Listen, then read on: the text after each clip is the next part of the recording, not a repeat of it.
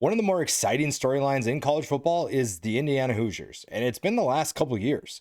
Curt Cignetti has done incredible things for this program, and this is great for college football. This new era of college football has its frustrations, it has its shortcomings, but it opens the door for a lot of different things and a storyline like this, teams like this. Now, with Indiana specifically, Curt Cignetti's 21-2 in his 2 years, not even full 2 years at Indiana. And that's incredible. The next closest 2 year stretch that was good like that was 16 wins in 1987 and 1988. This is a program that has not been good for a long time. This is a program that has their highest ranking ever as second in the college football playoff rankings. Their next highest was fourth in 1967 and 1945. Now, for Indiana specifically, this is a team that I don't think a lot of people anticipated that we were ever going to see this program have some success. You look at the 2020 season, and it felt like that was kind of the pinnacle with Michael Penix Jr., Tommy Alistair running the show. I think that a lot of people thought, hey, this is about as good as it's going to get for Indiana football. The stadium was not filled. It was a really bleak outlook for this program. And even when Cignetti took over, a lot of people doubted this team. A lot of people thought, well, it's just a group of five coach that's taking over. Maybe they'll be 8-4 a couple of years. Maybe they'll have some success.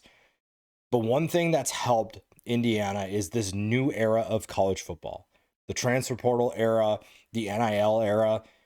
You no longer have certain advantages that keep Indiana away from this conversation, that keeps them out of the playoff. The expanded college football playoff, while it does have its, I think people have frustrations, concerns, any sort of disagreement with the expanded college football playoff has allowed good things to happen.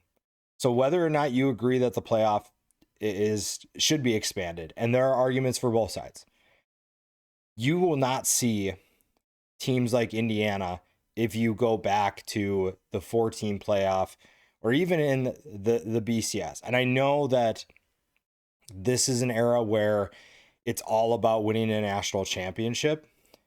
And unfortunately, there are a lot of people who think that the BCS era is the best. I mean, if you sit back and think about it, what college football was, that probably was the best product, to be completely honest.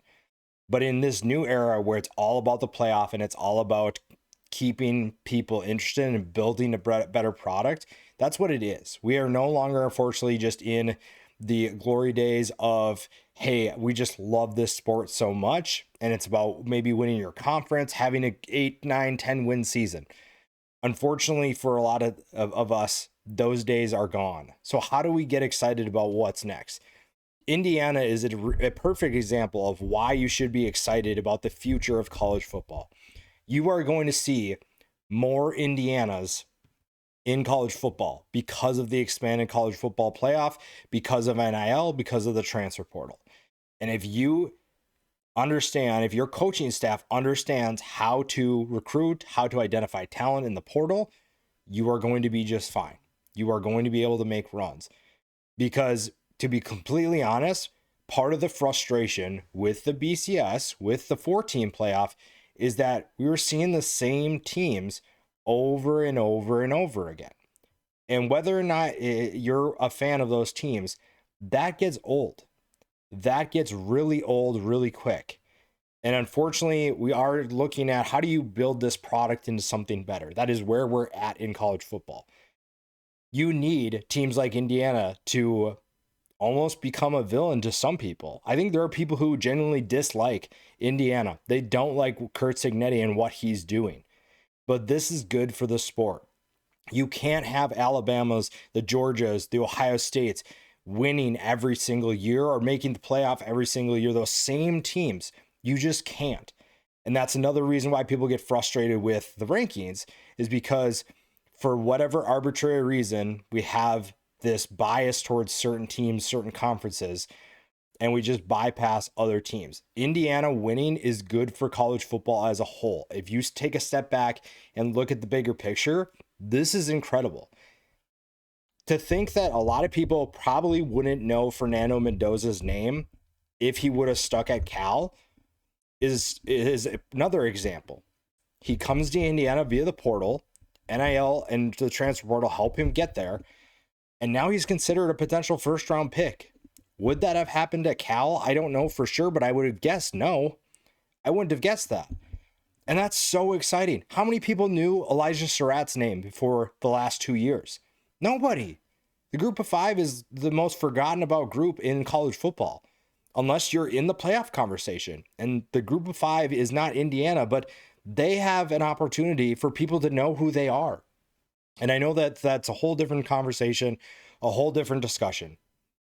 But Elijah Surratt was, to be honest, nobody. Nobody knew who he was. Nobody was talking about him until he just hit the transfer portal. Cignetti goes to Indiana. He follows him there. It's not a big group of people that pay attention to the group of five, unfortunately.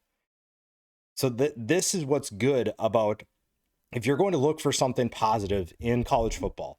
I have my own frustrations with college football and where it's going.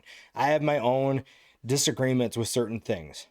But let's look at things that are good. Indiana's run is great for college football.